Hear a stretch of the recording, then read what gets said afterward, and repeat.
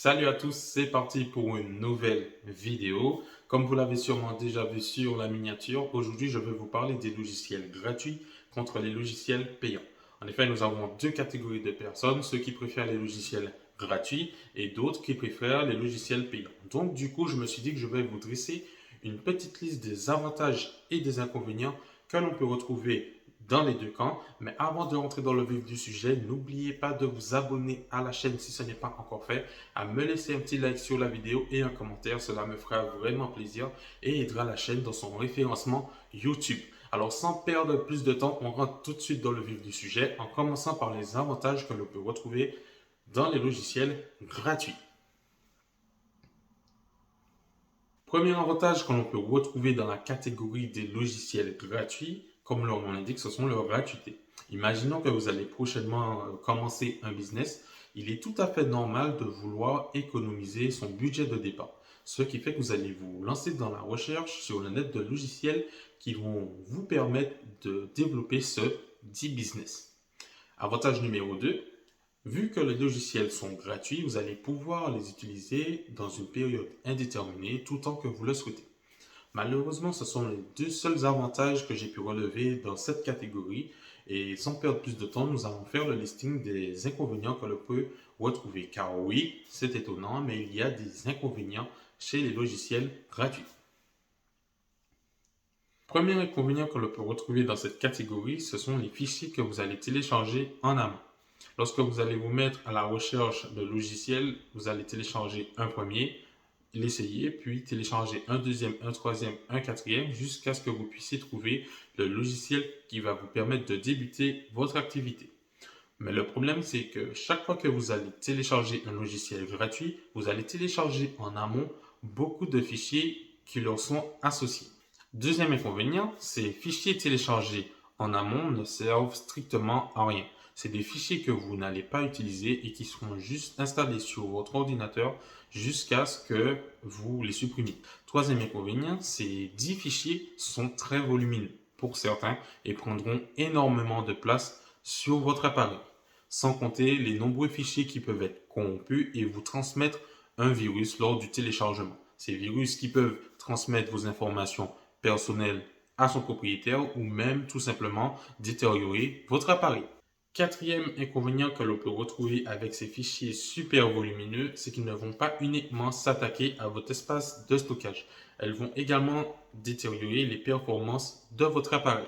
Alors si vous avez un ordinateur qui ralentit drastiquement, vous avez sûrement accumulé beaucoup trop de fichiers. Il va falloir penser à faire un gros nettoyage et à les supprimer. Cinquième inconvénient que l'on retrouve avec ces fichiers, c'est qu'il est difficile parfois de les supprimer. En effet, lors de l'installation de certains logiciels ou applications, il vous est demandé une autorisation afin de pouvoir les installer et qu'ils puissent exercer certains changements sur les paramètres.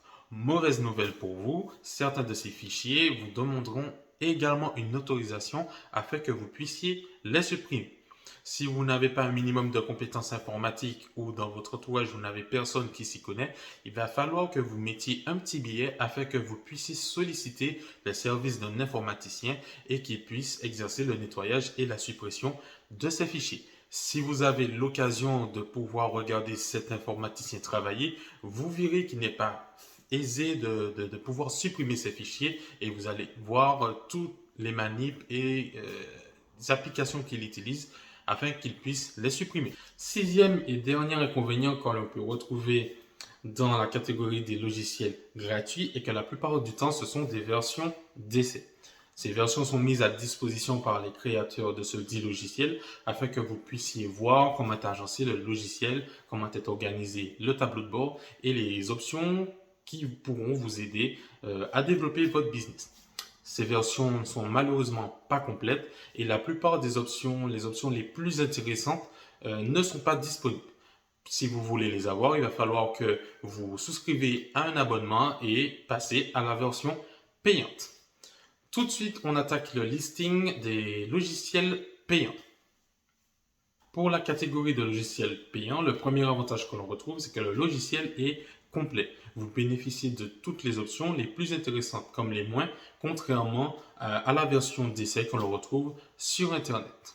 Le deuxième avantage que l'on peut trouver chez les logiciels payants est que vous bénéficiez toujours d'une période d'essai de 15 à 30 jours avant de vous engager et de commencer à payer votre abonnement. Troisième avantage, lorsque vous souscrivez à un abonnement pour un logiciel, il vous est toujours proposé plusieurs modes de paiement afin de pouvoir ravir tous les budgets. Ceux qui ont un grand budget, vous pouvez souscrire à l'année, et ceux qui n'ont pas un grand budget, ils ne peuvent pas se permettre un grand budget, vous pouvez souscrire au mois. Quatrième avantage, la plupart du temps, ces abonnements sont sans engagement. Si vous souscrivez à l'année, vous pouvez très bien couper votre abonnement l'année prochaine. Également, si vous souscrivez au mois, vous pouvez très bien payer le premier et le deuxième mois, et si le logiciel ne vous intéresse plus, vous pouvez très bien vous désabonner et ne plus payer le troisième mois.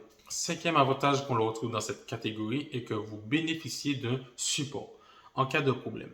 En effet, lorsque vous utilisez le logiciel, ça peut arriver que certaines options tombent en panne et que vous puissiez plus l'utiliser. Dans ce moment-là, il vous suffit de contacter le support afin qu'il puisse vous trouver une solution et que vous puissiez réutiliser le logiciel dans ses pleines capacités.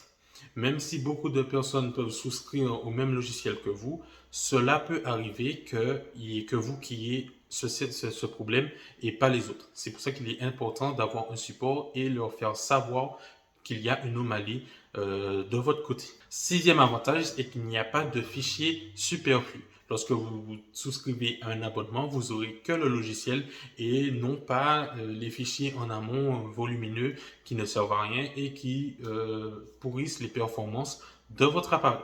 Septième et dernier avantage, pas de risque de se choper un virus qui pourrait détériorer les performances de votre appareil ou carrément le détériorer complètement, qu'il soit plus utilisable, et non plus le risque de voir vos informations personnelles leakées sur le net ou récupérées par un individu que vous ne connaissez pas. Tout de suite, on commence la liste des inconvénients. Premier et seul inconvénient qu'on le retrouve dans cette catégorie est qu'il faut payer. Mais quand on regarde la liste des avantages que nous procurent les logiciels payants et le fait de pouvoir gérer son abonnement comme on veut, cela devient un petit inconvénient. Voilà, c'est la fin de cette vidéo. Merci de l'avoir regardée. N'oubliez pas de vous abonner à la chaîne si ce n'est pas encore fait et à liker la vidéo si elle vous a plu. Vous pouvez également me laisser un commentaire en m'indiquant vous êtes plutôt team logiciel gratuit ou logiciel payant. Vous pouvez également m'indiquer quel genre d'avantages et inconvénients que vous puissiez rajouter dans la liste et dans quelle catégorie. Salut!